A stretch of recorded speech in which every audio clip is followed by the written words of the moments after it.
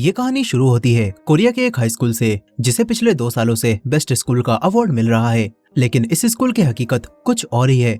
हमेशा की तरह आज भी एक कार तेजी से स्कूल के अंदर आती है, जिसमें से एक लड़का सुगैंग निकलता है। वो इस स्कूल में एक गैंगस्टर की तरह है, जो कि अपनी टीम के साथ मिलकर जिसे चाहे उसे मारता है और कोई भी दूसरा स्टूडेंट्स उनसे पंगा लेने के बारे में सोच भी नहीं सकता। आज भी सुगैंग अपने दोस्तों के साथ मिलकर एक लड़के जिनियोंग को बहुत बुरा मारता है। जिनियोंग हमेशा इन लोगों का मेन टारगेट होता है, जिसे बुली कर करके इन्होंने उसकी जिंदगी जहन्नम बना दी होती है। यहीं पर एक और लड़का ब्योंगजिन भी होता है, जो कि सुगैंग को मारकर उसे सबक सिखाना चाहता है, लेकिन कमजोर होने की वजह से वो कुछ भी नहीं कर पाता। सुगैंग अपने दोस्तों के साथ ब्रॉडकास्टिंग रूम में जिनियोंग को पिटवाता है और उसकी आवाज पूरे स्कूल को सुनाकर कहता है कि जो भी मेरे खिलाफ जाएगा उसका यही हाल होगा। सभी बच्चे ये सुनकर और डरने लगते हैं। टीचर्स भी सब सुन रहे थे, लेकिन कोई कुछ भी नहीं करता। अब इसके बाद हम एक लड़की सिमिन को देखते हैं। वो इस स्कूल में 3 महीने के लिए टेम्पररी टीचर के तौर पर रखी गई हैं, और अगर वो अच्छा परफॉर्म करती हैं तो वो परमानेंट टीचर बन जाएंगी। इसी वजह से सिमिन अपनी तरफ से पूरी कोशिश कर रही होती हैं, और वो अपने बिहेवियर को भी काफी ज्यादा स्वीट रखती हैं। यहाँ पर सिमिन जब एक टीचर जेक्योंग से कुछ बात कर रही थी, तो स्कूल का डीन वहां से गुजरते हुए सिमिन के बॉडी को देखकर एक कमेंट पास करता है, जिसे जेक्योंग और सिमिन दोनों सुन लेती हैं। लेकिन सिमिन डीन से कुछ भी नहीं कहती, मगर बाथरूम में आकर सिमिन अपना गुस्सा दिखाने लगती हैं। उन्हें काफी ज्यादा गुस्सा आ रहा था। वो अपने दोस्त को मैसेज करके ये सब बताने लगती हैं, लेकिन उनका दोस्त भी अपनी ड्यूटी पर बिजी था, इसीलिए वो मैसेज नहीं देख पाता। सिमिन खुद को शांत कराते हुए कहती हैं कि तुम्हें 3 महीनों तक अच्छे से बिहेव करना होगा, ताकि तुम यहाँ पर परमानेंट टीचर बन सको। अब तभी बाथरूम में वही टीचर जेक्योंग आती हैं। उनके साथ एक दूसरी टीचर भी थी, जो कि जेक्योंग से कहती हैं कि आपने मिस सिमिन को वो बात बताई या नहीं कि मिस सिमिन जिस टीचर की जगह पर बैठती हैं उस टीचर ने सुसाइड कर लिया था। जेक्योंग इस बात को बताने में हिचकिचा रही थी। यहीं पर सिमिन इनकी बातें सुनकर तुरंत उस टीचर के बारे में ऑनलाइन सर्च करती हैं, और न्यूज आर्टिकल से सिमिन को पता चलता है कि उस पहले वाली टीचर ने किसी चीज से परेशान होकर कर लिया था। सिमिन ये जानकर हैरान रह जाती हैं। अब तभी जेक्योंग सिमिन को कॉल करती हैं, और बाथरूम में सिमिन का फोन बजता है। सिमिन तुरंत ही ईयरफोन लगाकर बाहर आती हैं और ऐसा बिहेव करने लगती हैं जैसे वो गाने सुन रही थी और उन्हें कुछ भी नहीं पता। फिर जेक्योंग सिमिन को एक रूम में ले जाकर उन्हें एक वीडियो दिखाती हैं, जिसमें वही लड़का सुगैंग अपनी टीम के साथ मिलकर एक किम्बाब बेचने वाली बूढ़ी औरत को परेशान कर रहा था। सिमिन ये देखकर हैरान रह जाती हैं और कहती हैं कि क्या ये वही लड़का सुगैंग है जिसके बारे में सब लोग बात करते हैं। जेक्योंग हाँ करती हैं और कहती हैं कि इस वीडियो में दिखने वाली इस बूढ़ी औरत ने केस भी किया था, लेकिन उसका कोई फायदा नहीं हुआ। और तो और सुगैंग ने अपने पिछले स्कूल में एक लड़के को बहुत बुरा मारा था, जिस वजह से सुगैंग को उस स्कूल से निकाल कर यहाँ पर भेज दिया गया, हालांकि वो माइनर भी नहीं है। जेक्योंग सिमिन को बताती हैं कि तुम सुगैंग की क्लास में नहीं पढ़ाती ना, इसीलिए तुम्हें उसका सामना नहीं करना पड़ता, और अच्छा यही होगा कि तुम उससे पंगा मत लो। जेक्योंग कहती हैं कि अगर तुम परमानेंट टीचर बनना चाहती हो तो स्कूल में चाहे कुछ भी हो उसे अनदेखा करना और ऐसा दिखाना कि तुम्हें कुछ भी नहीं पता, और कभी भी स्कूल में जब बच्चे फाइट कर रहे हो तो उनके बीच में मत पड़ना। ये सब तुम्हारे लिए ही अच्छा होगा। सिमिन मान जाती हैं, लेकिन अपनी बॉक्सिंग जिम में आकर वो सारा गुस्सा निकालने लगती हैं। उन्हें ये बात बिल्कुल भी पसंद नहीं आई थी। अब तभी उनका पुलिस ऑफिसर दोस्त जुंग भी यहाँ पर आ जाता है। सिमिन उनके साथ प्रैक्टिस करते हुए उन पर ही सारा गुस्सा निकालती हैं, और फिर ये दोनों बातें करने लगते हैं। जुंग सिमिन से कहता है कि तुम्हें बॉक्सिंग ही करनी चाहिए, तुम्हें ताइक्वांडो आता है और तुम्हें दूसरे स्पोर्ट्स भी आते हैं, इसीलिए तुम्हारे लिए बॉक्सिंग टूर्नामेंट में गोल्ड मेडल जीतना बाएं हाथ का खेल है। लेकिन सिमिन मना कर देती है और कहती है कि मुझे एथलीट नहीं बनना, मुझे बस अपनी टीचर वाली जॉब पर फोकस करना है। जुंग सिमिन के डैड की बात करते हुए कहता है कि आजकल अंकल यहाँ पर क्यों नहीं आते। तभी सिमिन भड़क जाती है और अपने डैड की गलतियों को गिनवाने लगती है। असल में सिमिन और उसके डैड में ज्यादा नहीं बनती, और किसी वजह से अब सिमिन अपने डैड को पसंद भी नहीं करती। वो बड़ी मुश्किल से अपने सपनों को त्याग कर इस जिम को चला रही होती है। जुंग कहता है कि चाहे कुछ भी कह लो, लेकिन तुम भी बिल्कुल अपने डैड जैसी हो, तुमसे भी गलत होते हुए नहीं देखा जाता। लेकिन सिमिन मना कर देती है और कहती है कि मैं अब बस अपने बारे में सोचती हूँ। फिर जाते हुए सिमिन को यहाँ पर कई सारे मास्क दिखते हैं। सिमिन एक कैट वाले मास्क को पहनकर देखती है, जो कि उसे काफी पसंद आता है। अब घर जाते हुए सिमिन उन्हीं बूढ़ी लेडी को देखती है जिन्हें वीडियो में सुगैंग परेशान कर रहा था। वो एक शॉप के बाहर बैठकर अपने किम्बाब बेच रही थी, लेकिन उस शॉप की ओनर उन्हें वहां से भगा देती है। सिमिन को ये सब देखकर उन बूढ़ी लेडी के लिए काफी बुरा लगता है, इसलिए सिमिन उनके पास जाकर उनसे प्यार से बात करते हुए किम्बाब खरीदती है। दूर से वही लड़का जिनियोंग ये सब देख रहा था। यहीं पर सिमिन घर आकर अपनी टीचर वाली जॉब पर फोकस करने के बारे में सोचती है, हालांकि उसे वो बात याद आ रही थी जब वो बॉक्सिंग मैच में हारी थी। अब अगले दिन सिमिन फिर से स्कूल जाती है। वो हमेशा की तरह अच्छे से बिहेव करते हुए सभी से बात करती है और बच्चों को पढ़ाती है, और बच्चों को स्मोकिंग करते हुए देखकर भी सिमिन उन्हें अनदेखा कर देती है। लेकिन फिर जब वो कहीं जा रही थी तो उसे अपनी क्लास का लड़का जिनयोंग दिखता है, जिसे वही लड़का सुगेंग परेशान कर रहा था। सिमिन को जेक्योंग की बात याद आती है कि बच्चों की लड़ाइयों में कभी भी मत पड़ना, इसलिए सिमिन छुप जाती है। यहीं पर सुगेंग जिनयोंग का मुंह ढक देता है और उसे एक लात मारकर नीचे गिराता है। इन लोगों ने सीसीटीवी को भी ढक दिया था, जिस वजह से ये सब रिकॉर्ड नहीं हो पाता। लेकिन सिमिन को ये सब देखकर काफी गुस्सा आ जाता है। वो जिनयोंग को बचाने जैसे ही आगे बढ़ती हैं तो उन्हें वही लड़का ब्योंगजिन मिलता है, जो कि छुपकर सब देख रहा था। वो सिमिन को बीच में पड़ने से मना कर देता है और कहता है कि अगर आप बीच में पड़ी तो आपके लिए मुश्किल खड़ी हो जाएगी। ब्योंगजिन बताता है कि बहुत कम लोगों को ये बात पता है कि सुगेंग की फैमिली के कनेक्शन हमारे स्कूल के ट्रस्टी, लॉयर्स, पुलिस ऑफिसर्स और हर जगह हैं। इसीलिए अगर आप बीच में पड़ी तो सुगेंग आपको स्कूल से निकलवा सकता है। सिमिन ये बात जानकर चौंकती हैं। यहीं पर सुगेंग इस बार जिनयोंग के चेहरे पर किक मारने वाला था और ये देखकर सिमिन को काफी गुस्सा आता है। इसीलिए जैसे ही सुगेंग जिनयोंग के किक मारने वाला होता है तो सिमिन फोन पर बात करते हुए बीच में आ जाती हैं और उल्टा सुगेंग को ही मारकर गिरा देती हैं। फिर सिमिन ऐसी एक्टिंग करने लगती हैं कि ये सब कुछ अनजाने में हुआ हो, कि तुम बच्चे यहाँ पर हॉलवे में क्या कर रहे हो। फिर वो जिनयोंग को देखकर कहती हैं कि मुझे तो लगा था तुम सीधे लड़के हो, लेकिन तुम ये सब क्या कर रहे हो, तुरंत अपनी क्लास में जाओ। सिमिन जिनयोंग को डांटकर उसे क्लास में भेज देती हैं। फिर वो सुगेंग से कहती हैं कि तुम्हें चोट तो नहीं लगी ना। ये बोलकर वो चली जाती हैं। सुगेंग कहता है कि ये लड़की कौन है। उसके दोस्त उसे बताते हैं कि ये स्कूल की नई टेम्पररी टीचर है, जिसे उसी टीचर की जगह पर रखा गया है जिसने तुम्हारी वजह से सुसाइड कर लिया था। लेकिन ये बात सुनकर सुगेंग अपने ही दोस्तों को मारने लगता है और कहता है कि उस टीचर ने मेरी वजह से सुसाइड नहीं किया था। इसके बाद रात में हम फिर से ब्योंगजिन को देखते हैं, जो कि एक रेस्टोरेंट में काम करता है। वो यहाँ पर काम करने वाले एक आदमी से फाइटिंग भी सीख रहा होता है, ताकि एक दिन वो सुगेंग को मारकर उसे सबक सिखा सके। असल में ये आदमी सिमिन के डैड होते हैं, जो कि पहले लोगों को बॉक्सिंग की ट्रेनिंग दिया करते थे, लेकिन अब वो सब छोड़कर एक रेस्टोरेंट चलाते हैं। और ब्योंगजिन को ये बात भी नहीं पता कि जिस आदमी से वो ट्रेनिंग ले रहा है वो सिमिन के डैड हैं। अब इसके बाद अगले दिन स्कूल में सिमिन जिनयोंग को देखती हैं। जिनयोंग काफी दुखी था। सिमिन उसे एक रूम में ले जाकर उससे बात करती हैं और कहती हैं कि मैं तुम्हारे लिए स्टूडेंट डिपार्टमेंट में बात करूं क्या। जिनयोंग बताता है कि मैंने उन्हें ये सब बता दिया था, लेकिन उन्होंने मुझसे कहा कि तुम किसी दूसरे स्कूल में ट्रांसफर हो जाओ। सिमिन ये बात जानकर हैरान होती है।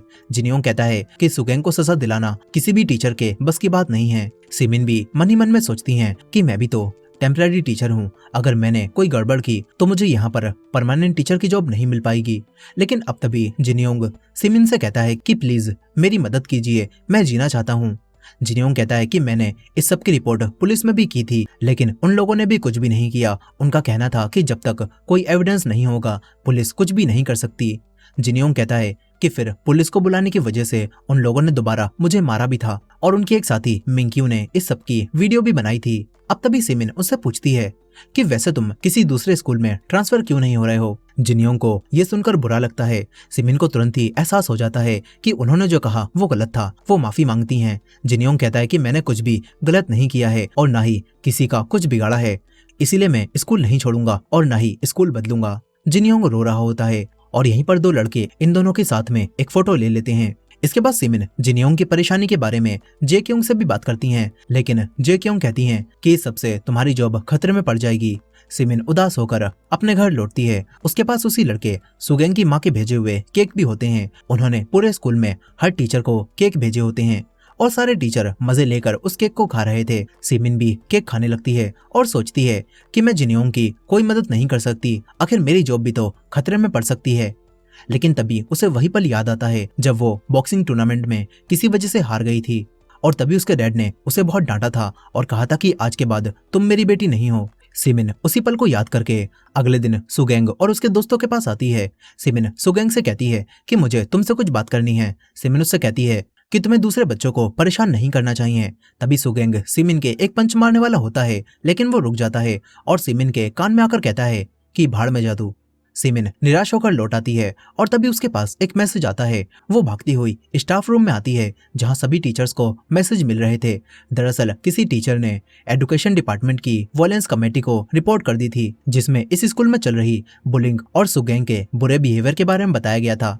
और इसीलिए अब डीन गुस्से में आता है और सारे टीचर्स से कहने लगता है कि ये किसने किया। सुगेंग की माँ भी तुरंत ही अपने लॉयर के साथ यहाँ पर आ जाती हैं। सारे स्टूडेंट ये देखकर चौंक जाते हैं क्योंकि सुगंग की माँ का खुद यहाँ पर आना काफी बड़ी बात थी। यहीं पर सुगंग की माँ सभी टीचर से पूछती हैं कि मेरे बेटे के खिलाफ रिपोर्ट किसने की। उनका लॉयर कहता है कि ये case criminal code article number 307 के अंडर आता है और अगर इसमें वो टीचर दोषी पाया गया यानी कि उसकी बात गलत हुई तो उसे 5 साल की कैद और 10 मिलियन वॉन का जुर्माना भरना पड़ेगा। ये बात सुनते ही सिमिन के होश उड़ जाते हैं क्योंकि उसी ने ये रिपोर्ट की थी। मगर तभी जे क्योंग लॉयर से कहती है कि अगर वो टीचर सही हुई तो ऐसा कुछ भी नहीं होगा और ये बात भी क्रिमिनल कोड के अंदर आती है। लॉयर कहता है कि हाँ आपकी बात ठीक है, इसीलिए हम बात करके इस मामले को सुलझा सकते हैं। वो लॉयर सुगंग की मॉम से कहता है कि अभी हम कोई एक्शन नहीं ले सकते, लेकिन ये बात सुनकर सुगंग की मॉम लॉयर को ही मारने लगती हैं और जेक्योंग को देखकर सुगंग की मॉम कहती हैं कि तूने ही इस बार भी रिपोर्ट की है ना। तूने जब पिछली बार रिपोर्ट की थी तो हमने बात करके मामले को सुलझा लिया था और तब तुमने दोबारा रिपोर्ट करने से मना किया था, तो अब क्या हुआ। सुगंग की मॉम जेक्योंग से कहती हैं कि तुझे अपनी नौकरी प्यारी नहीं है क्या। जेक्योंग कहती हैं कि आप जैसा सोच रही हो वैसा कुछ भी नहीं है। डीन उन्हें शांत होने के लिए कहता है, लेकिन सुगंग की मॉम डीन पर ही चिल्लाती हैं और कहती हैं कि अगले साल तुझे प्रिंसिपल बनना है ना, तो जल्द से जल्द उस टीचर को ढूंढकर मेरे पास ला। अब तभी सिमिन घबराकर घुटनों पर बैठ जाती है और सुगंग की मॉम से माफी मांगने लगती है और कहती है कि मुझसे गलती हो गई। सुगंग की मॉम उसे मारती है और डीन से कहती है कि इसे स्कूल से अभी ही निकाल दो। सुगंग भी जिनियोंग को पकड़कर ये सब दिखा रहा था। अब इसके बाद सुगंग डीन और अपनी मॉम से अकेले में बात करता है और डीन से कहता है कि उस टीचर सिमिन को स्कूल से मत निकालना, क्योंकि अगर वो चली गई तो मैं उसके साथ और नहीं खेल पाऊंगा। डीन मान जाता है। यहीं पर रात में सिमिन उदास बैठी हुई थी, तभी जुंग उसके पास आता है। सिमिन उससे सुगंग के बारे में बात करती है, लेकिन जुंग बताता है कि हम कोई एक्शन नहीं ले सकते क्योंकि हमारे पास उसके खिलाफ कोई एविडेंस नहीं है और अगर बिना एविडेंस के जिनियोंग ने केस किया तो उल्टा उस पर ही बदनामी का केस हो जाएगा। सिमिन दोबारा उदास हो जाती है। अब तभी सिमिन को उसके डैड दिखते हैं। सिमिन के डैड उससे बात करते हैं, लेकिन सिमिन उन पर ही चिल्लाकर चली जाती है। इसके बाद जब वो शॉप पर बैठकर खाना खा रही थी तभी सुगंग अपनी पूरी टीम के साथ यहाँ पर आ जाता है। ये लोग सिमिन को परेशान करने लगते हैं। सुगंग कहता है कि तुझे मेरी वजह से ही स्कूल से नहीं निकाला गया, इसीलिए अब से तुझे मेरी बात माननी होगी। सुगंग सिमिन को पकड़ लेता है और उसके साथ ही मिंक्यू इस सब की वीडियो बनाती है। इसके बाद सुगंग सिमिन को धमकाकर यहाँ से चला जाता है। सिमिन को गुस्सा तो बहुत आता है, लेकिन जेक्योंग ने उससे कहा था कि अगर हमने कुछ किया तो उल्टा हम लोग ही फंस जाएंगे, हम कुछ भी नहीं कर सकते। सिमिन उदास होकर जाने लगती है। तभी एक आदमी उससे टकरा जाता है। सिमिन उससे माफी मांग लेती है, लेकिन वो आदमी कुछ ज्यादा ही गुस्सा दिखाने लगता है। वो सिमिन को मारता है और कहता है कि तेरी हिम्मत कैसे हुई मुझे धक्का मारने की, देखकर नहीं चलती क्या। सिमिन मन ही मन में सोच रही थी कि क्या मैंने इतनी बड़ी गलती कर दी, क्या किसी को बचाने की कोशिश करना बहुत बुरा है। सिमिन को सुगंग पर काफी गुस्सा आ रहा था और क्योंकि ये आदमी सिमिन को मार भी रहा था, इसीलिए अब सिमिन और बर्दाश्त नहीं करती। वो इस आदमी को एक जोरदार किक मारती है और फैसला कर लेती है कि अब वो जुल्म को और नहीं होने देगी। सिमिन तुरंत भागती हुई जिम जाने लगती है। इधर दूसरी तरफ सुगंग अपनी टीम के साथ बास्केटबॉल खेल रहा था। तभी दूसरी टीम के लड़के से वो टकरा जाता है, जिसके बाद इनके बीच में फाइट शुरू हो जाती है। वही लड़का ब्योंगजिन ऑर्डर लेकर आया था, लेकिन फाइट देखकर वो तुरंत निकल लेता है और सिमिन भी छुपकर ये फाइट देख रही थी। वो सुगंग को सबक सिखाने के लिए वही केट वाला मास्क पहनकर अपना रूप बदल लेती है और फाइट के बीच में कूदकर सुगंग को मारने लगती है। सुगंग और सिमिन के बीच में एक काफी तगड़ी फाइट शुरू हो जाती है, जिसमें सिमिन अपनी फाइटिंग स्किल्स का इस्तेमाल करते हुए सुगंग को काफी बुरा मार रही थी। सुगंग भी फाइट में काफी अच्छा था और वो सिमिन को मार रहा था। ब्योंगजिन और जिनयोंग दोनों पहली बार सुगंग को पिटता हुआ देख रहे थे और सिमिन सुगंग के एक जोरदार पंच मारती है, जिसे देखकर सुगंग के सारे दोस्त भी हैरान रह जाते हैं क्योंकि आज पहली बार वो किसी से हारा था। अब तभी पुलिस यहाँ पर आ जाती है और पुलिस को देखकर सभी लोग भागने लगते हैं। सिमिन का पुलिस ऑफिसर दोस्त जुंग सिमिन को मास्क पहने हुए भागता हुआ देखता है और उसे पहचान जाता है। यहीं पर सिमिन काफी खुश होने लगती है क्योंकि सुगंग को सबक सिखाकर उन्हें सुकून मिला था और ब्योंगजिन भी ये देख लेता है कि उस मास्क के पीछे उनकी टीचर सिमिन थी, जिन्होंने अभी अभी सुगंग को सबक सिखाया। अब इसके बाद अगले दिन जब सिमिन स्कूल पहुंचती है तो पूरे स्कूल में ये बात फैल चुकी थी कि कैट मास्क वाले एक आदमी ने सुगंग को बहुत बुरा मारा है और ये बात जानकर टीचर से लेकर स्टूडेंट तक सभी लोग खुश थे और सोच रहे थे कि सुगंग के साथ तो ऐसा ही होना चाहिए। हालांकि सुगंग के सामने सभी लोग उससे अब भी डरते हैं, लेकिन जब वो अपनी क्लास में पहुंचता है तो देखता है कि किसी ने उसकी डेस्क पर कैट्स बना दी हैं। सुगंग डेस्क को फेंक देता है और पूछता है कि ये सब किसने किया, खुद ही सामने आ जाओ। लेकिन तभी जेक्योंग और दूसरे टीचर यहाँ पर आकर बात को संभाल लेते हैं। सुगंग गुस्से में चला जाता है। वो काफी गुस्से में था और सोच रहा था कि वो मास्क वाला बंदा आखिर कौन है। ये लोग अब गुस्से में दोबारा जिनियोंग को बुली करने का प्लान बनाते हैं। इसके बाद रात में जब ब्योंगजिन रेस्टोरेंट में काम करते हुए अपने टीचर को सिमिन के बारे में बताता है तो उसे पता चलता है कि रेस्टोरेंट के ओनर सिमिन के डैड हैं।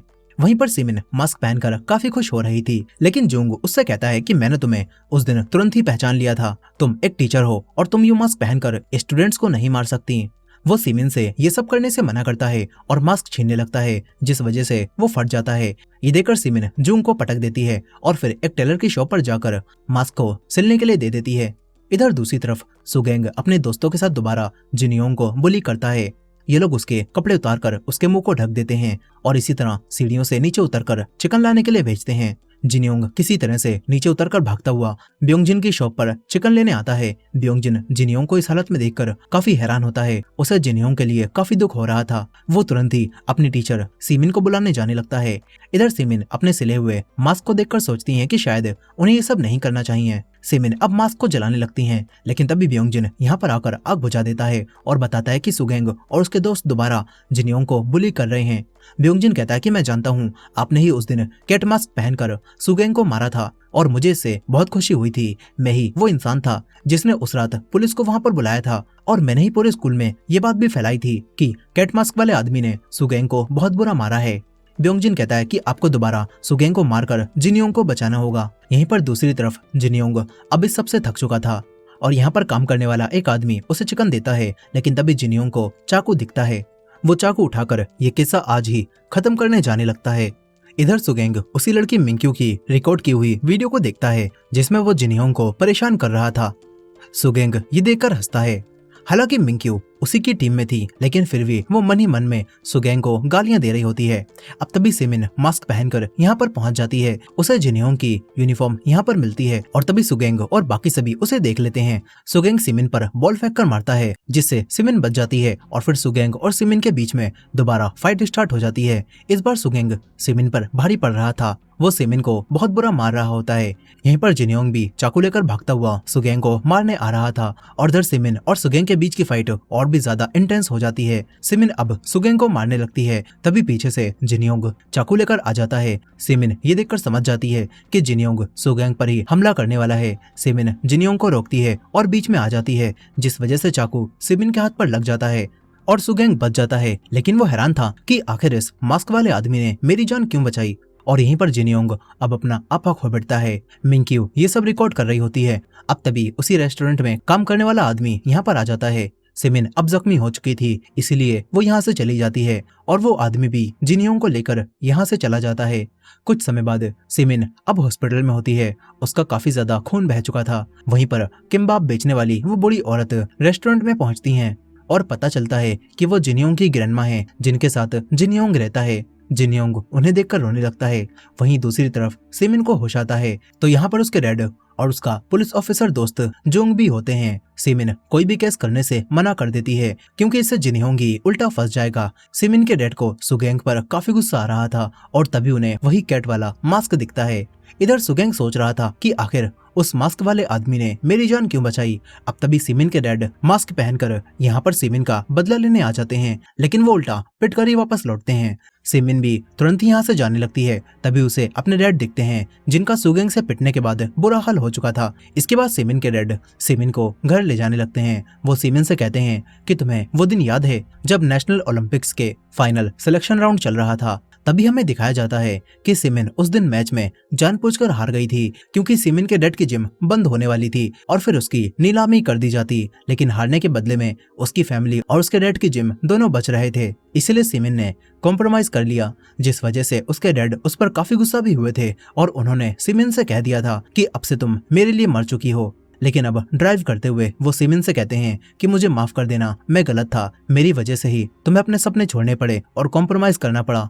ये बोलकर वो रोने लगते हैं। सिमिन भी रोने लगती है और फिर वो अपने डैड से ये सब बातें करने से मना करती है। अब इसके बाद अगले दिन स्कूल में सुगेंग और उसके दोस्त पूरे स्कूल में सभी बच्चों के हाथ देखने लगते हैं क्योंकि जो इंसान वो मास्क वाला हीरो होगा उसके हाथ पर चाकू का निशान होगा। और ये लोग अब दोबारा सबको परेशान करते हुए उनके हाथ चेक करते हैं और सुगेंग सबको धमकाता है और कहता है कि अगर वो मास्क वाला इंसान खुद सामने नहीं आया तो मैं सबको एक एक करके मारूंगा। इधर दूसरी तरफ जे क्योंग सिमिन को बुलाकर उससे बताती हैं कि तुम अब जल्दी ही परमानेंट टीचर बनने वाली हो, जो जानकर सिमिन काफी खुश होती है। लेकिन वहीं दूसरी तरफ सुगेंग के दोस्त उससे बताते हैं कि हमने सभी स्टूडेंट्स के हाथ चेक कर लिए, लेकिन किसी के भी हाथ पर वो निशान नहीं है। और ये बात जानकर सुगेंग को और भी गुस्सा आता है, लेकिन तभी उसे सिमिन दिखती है जो कि कहीं पर जा रही थी, और जैसे ही कुछ बच्चे उनसे टकराने वाले होते हैं तो सिमिन बड़ी आसानी से उनसे बच जाती है, बिल्कुल उसी तरह जैसे वो सुगेंग के पंचिस से बची थी। और ये देखकर सुगेंग सब समझ जाता है कि कैट मास्क वाला वो हीरो असल में सिमिन है। इसके बाद जब सिमिन एक रूम में होती है तो सुगेंग उनके पास आता है और उनसे कहता है कि तुम ही वो कैट हीरो हो ना, मैं जानता हूँ। सुगेंग सिमिन के हाथ पर बने हुए निशान को देखकर कहता है कि अब मुझे समझ आ चुका है, मुझे लगा था कि तुमने मुझे चाकू लगने से बचाया, लेकिन असल में तो तुमने जिनियों को बचाया था, क्योंकि अगर वो मेरे चाकू मार देता तो वो अरेस्ट कर लिया जाता। सिमिन भागने की कोशिश करती है, लेकिन सुगेंग उन्हें पकड़ लेता है और उनके चेहरे को ढककर उन्हें मारने वाला होता ही है कि तभी उसे स्कूल में होने वाला एनुअल फेस्टिवल का पोस्टर दिखता है, जो देखकर सुगेंग सिमिन से कहता है कि चल एक आखिरी मैच करते हैं, वो भी स्कूल फेस्टिवल वाले दिन और स्कूल की जिम में, और इसमें हम दोनों में से कोई एक ही बचेगा। सुगेंग सिमिन से कहता है कि अगर तू मैच में नहीं आई तो मैं उस वीडियो को पूरे स्कूल में दिखाऊंगा जिसमें जिनियोंग चाकू लेकर मुझ पर हमला कर रहा था।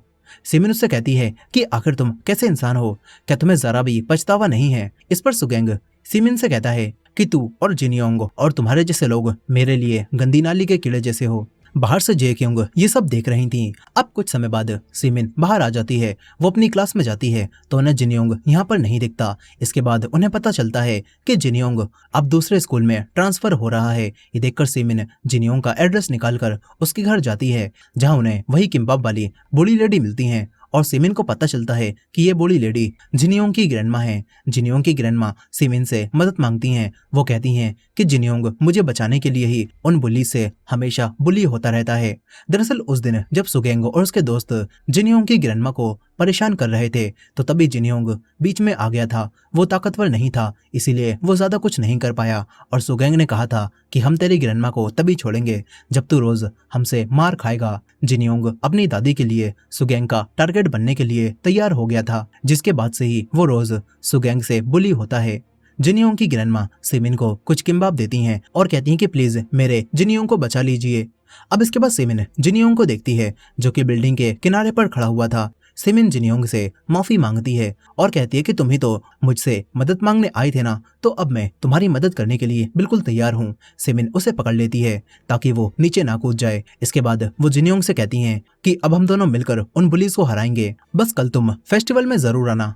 अब इसके बाद फेस्टिवल वाला दिन आ जाता है। कैट मास्क वाले हीरो और सुगेंग के बीच फाइटिंग का बड़ा सा पोस्टर लगा हुआ था और ब्योंगजिन ये देखकर सभी लोगों से कहने लगता है कि कैट मास्क वाला हीरो हमें इस अंधेरे से बाहर निकालेगा। वो सबको कैट मास्क देने लगता है और सभी लोग कैट मास्क वाले हीरो के सपोर्टर बन जाते हैं। सिमिन को सपोर्ट करने उसके डैड और उनका दोस्त भी यहाँ पर आए होते हैं और ब्योंगजिन सिमिन को बताता है कि मैंने ही ये कैट मास्क बनाए हैं ताकि मैं आपको सपोर्ट कर सकूं। ब्योंगजिन कहता है कि मैं ये सब इसीलिए कर रहा हूँ क्योंकि मैं खुद भी सुगेंग को सबक सिखाना चाहता हूँ। वो कहता है कि जिनियोंग से पहले मैं ही उन लोगों का मेन टारगेट हुआ करता था, इसी वजह से मैं समझ सकता हूँ कि जिनियोंग को कैसा लगता होगा। अब इसके बाद फेस्टिवल स्टार्ट हो जाता है। सुगेंग फाइटिंग के लिए तैयार होने लगता है। वो काफी ज्यादा एक्साइटेड था, लेकिन सिमिन अब भी लड़ने के लिए तैयार नहीं थी। मगर आसपास के सभी लोग चाहते थे कि कैट मास्क वाला हीरो यहाँ पर आ जाए और सुगेंग को सबक सिखाए। तभी सिमिन को एक लड़की दिखती है जिसने कैट मास्क पहन रखा था। सिमिन को उसमें अपना रूप दिखता है और समझ आ जाता है कि उसे सब कुछ ठीक करने के लिए फाइट करनी ही पड़ेगी। अब इसके बाद सिमिन भी फाइट के लिए जाने लगती है। वो तैयार होती है और मास्क लगा लेती है। सुगेंग भी फाइट के लिए रेडी था और रिंग में पहुंच चुका था और सिमिन भी बॉक्सिंग रिंग की तरफ बढ़ रही थी, जहां रास्ते में उसे ब्योंगजिन और जिनियोंग भी मिलते हैं। इसके बाद सिमिन बॉक्सिंग रिंग में आ जाती है। सभी लोग उनकी फोटोज लेने लगते हैं और कैट को चीयर करने लगते हैं। इसके बाद दोनों के बीच में फाइट स्टार्ट हो जाती है। बॉक्सिंग रिंग में सुगेंग काफी ताकतवर था। वो सिमिन को बहुत बुरी तरह से मार रहा होता है। सिमिन की डैड जे क्योंग और सभी लोग जो जानते थे कि वो सिमिन है, वो सिमिन के लिए परेशान हो जाते हैं। तभी फाइट के दौरान सिमिन के बाल खुल जाते हैं और सबको पता चलता है कि ये तो असल में एक लड़की है। सुगेंग सिमिन को बहुत बुरा मार रहा था, लेकिन सभी लोग अब भी सिमिन को ही चीयर कर रहे होते हैं और इसी चीज को देखते हुए सिमिन सुगेंग से फाइट बैक करती है और उसे मारने लगती है। सिमिन उसे बहुत बुरा मारती है और उसके चेहरे पर एक जोरदार किक मारकर उसे कमजोर कर कर देती है। सिमिन उसे मारने के बाद सबके सामने अपना मास्क हटा देती है और सभी लोग ये देखकर हैरान रह जाते हैं कि ये तो टीचर सिमिन है। मगर ये देखकर भी किसी का भी हौसला नहीं टूटता। सभी सिमिन का नाम लेकर उसे चीयर करने लगते हैं और सुगेंग को मारने के लिए कहते हैं। फिर semen full boxing fighting mode में आकर सुगेंग को मारने लगती है। स्कूल का डीन बीच में आकर इस फाइट को रोकने की कोशिश करता है, लेकिन वो खुद ही नीचे गिरकर बेहोश हो जाता है। अब इसके बाद सिमिन सुगेंग को मारकर रिंग से बाहर फेंकती है और सुगेंग को घुटनों पर लाकर कहती है कि जिनयोंग से माफी मांग। लेकिन सुगेंग अब भी माफी मांगने से इनकार कर देता है और जिनयोंग कहता है कि मुझे तेरी माफी की जरूरत नहीं है, तू पहले ही सबसे हार चुका है। ये बोलकर जिनयोंग यहाँ से चला जाता है। सिमिन भी जाने लगती है, लेकिन तभी सुगेंग दोबारा उन पर हमला करता है, मगर सिमिन उसके एक फाइनल किक मारकर उसे बेहोश कर देती हैं। फिर सब खत्म होने के बाद जिनयोंग हिम्मत जुटाकर बिना डरे सुगेंग के खिलाफ एक ऑफिशियल रिपोर्ट दर्ज करवाता है और तभी मिंग्यू जो कि सुगेंग की टीम में थी वो भी यहाँ पर आ जाती है। दरअसल वो जानबूझकर सुगेंग के साथ थी और उसने सुगेंग की सारी करतूतों की वीडियोस रिकॉर्ड कर ली थी ताकि उन्हें वो एविडेंस की तरह यूज कर सके। और मिंग्यू पुलिस को वो वीडियोस दे देती है, जिसके बाद एविडेंस होने की वजह से सुगेंग को अरेस्ट कर लिया जाता है और सुगेंग भी अपने क्राइम्स को एक्सेप्ट कर लेता है और अब भी वो माफी मांगने से मना कर देता है। वहीं पर सिमिन अपने डैड के जिम में कई लोगों को ट्रेनिंग देने लगती है, वो भी डांसिंग की। खैर इसके बाद सिमिन एक नए स्कूल में टीचर की जॉब की अप्लाई करने जाती है। यहाँ पर भी एक स्टूडेंट ने किसी वजह से अपनी जान ले ली थी और अब तभी सिमिन के सामने एक लड़की कार से बाहर निकलती है। उसका एटीट्यूड भी बिल्कुल बुलीज वाला था। सिमिन अब अपना इंटरव्यू देती है और साथ ही उसके पास उसका कैट वाला मास्क भी था, यानी कि वो अब भी तैयार है बुलीज को सबक सिखाने के लिए। और इसी एंडिंग के साथ ये कहानी यहाँ पर खत्म हो जाती है। दोस्तों आपको ये मूवी कैसी लगी कमेंट करके जरूर बताइएगा और ये वीडियो पसंद आई हो तो वीडियो को लाइक करके हमारे चैनल को भी सब्सक्राइब कर लीजिएगा। मिलते हैं नेक्स्ट वीडियो में।